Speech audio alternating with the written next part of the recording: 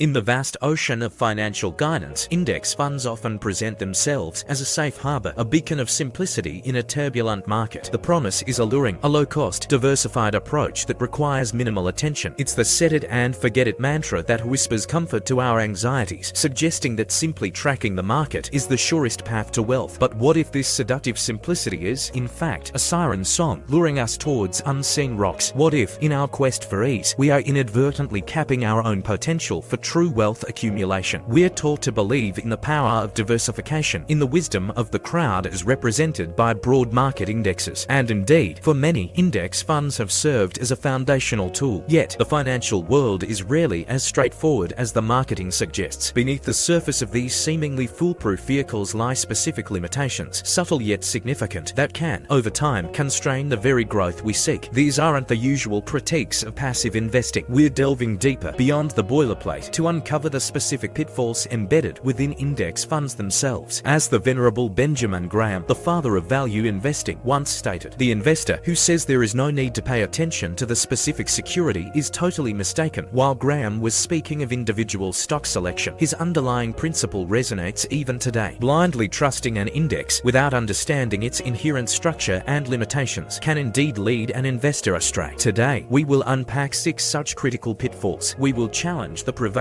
dogma, look beyond the headlines, and begin to understand the unseen costs that might be limiting your wealth. Is your diversified portfolio truly diversified in its potential asterisk? Let's find out. The first pitfall we must confront is the illusion of true diversification. Index funds, by their very nature, aim to capture the entire market. This sounds like the ultimate in risk mitigation, doesn't it? But what does this broad exposure truly entail? It means holding not just the thriving, innovative companies, but also the mediocre, the stagnant, and even the failing ones, all lumped together without distinction. It's like curating a healthy diet that includes pure sugar and processed junk food alongside fresh fruits and vegetables. The average might look acceptable on paper, but the detrimental components are still there, silently impacting your overall well-being. In the world of index funds, this manifests as a hidden risk. Consider the recent years where technology giants have dominated market returns. When an index is heavily weighted towards these few, often overvalued behemoths, its performance becomes inextricably linked to their fate. This isn't true dispersion of risk, it's a concentration disguised as diversification. Your broad market exposure is, in reality, tethered to a handful of dominant players. So, what does this mean for your strategy? It means understanding the true composition of your index. Look beyond the name and examine the index's top holdings and sector weights. If your objective is to truly overweight strong performers or underweight specific risks that are disproportionately represented in the index, perhaps a smart beta strategy or sector-specific exchange-traded funds might offer a more nuanced approach. This pitfall reveals how the law of averages can mask significant underlying risks, creating a false sense of security in what appears to be robust diversification. The market's average is not always your ally. Our second pitfall delves into what we can call accidental concentration. Index funds are typically weighted by market capitalization. This means the largest companies, by virtue of their sheer size, wield disproportionate influence over the index's performance. But here's the crucial point. This weighting isn't necessarily aligned with fundamental value or long-term potential. It's simply a reflection of current market perception, which can be fleeting. Consider the S&P 500. Its performance is often dictated by a mere handful of its largest constituents, perhaps the top 5 or 10 companies. If these giants falter, the entire index feels the ripple effect, regardless of how robust the other 490-plus companies might be. This creates a scenario where, despite holding hundreds of stocks, your investment can feel remarkably like a concentrated bet on a few key players. The myth that diversification inherently eliminates risk begins to unravel when we see how concentration within that diversification, driven by market cap weighting, can introduce concentrated risk. To navigate this, we need a practical framework. Begin by analyzing the active share of your index fund, or more simply, understand the percentage of the index's total value held by its top constituents. Ask yourself, does this level of concentration truly align with your personal risk tolerance? This pitfall underscores a critical truth. The very mechanism designed to construct an index can inadvertently create concentrated risk, subtly undermining the principle of diversification that investors so often rely upon. It's a concentration born not of deliberate strategy, but of the index's inherent design.